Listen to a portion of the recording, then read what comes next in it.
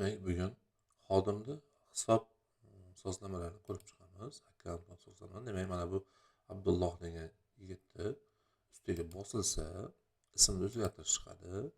Demak, Abdulloh Salimov, bu yerda o'zgartirib, tasdiqlashni bosib o'zgaradi. Hop, agar telefon nomerini o'zgartirmoqchi bo'lsa, demak, buni oldin ko'rib chiqdik.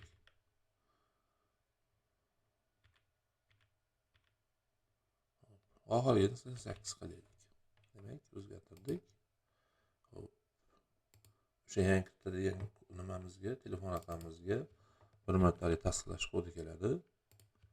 Uni kirgizib tasdiqlashni bosamiz, demak, nomerimiz yangilandi. Oxirgisi demak, parolni o'zgartirish. Eski parolimiz juda murakkabroq edi. Biz dastur avtomatik o'sha murakkab parol yaratib beradi. Buni o'zingiz xohlaganga o'zgartirishingiz mumkin. Hozir biz 1-2-3 qilib o'zgartirib olamiz. Yana tasdiqlash kodi telefon raqamiga keladi.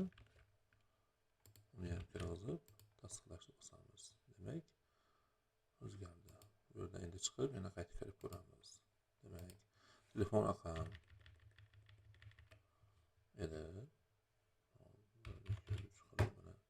Kiramiz desak, bu raqam mavjud emas deydi. Sabab biz oxirgi raqamni o'zgartirgandik. Parolimiz 1-2-3 bo'lgandi. Tasdiqlash, demak, mana kirdik. Shu Abdulloh degan yigitni mana telefon raqam hamda parolni o'zgartirdik. Ismni ham xuddi shunday o'zgartirish mumkin.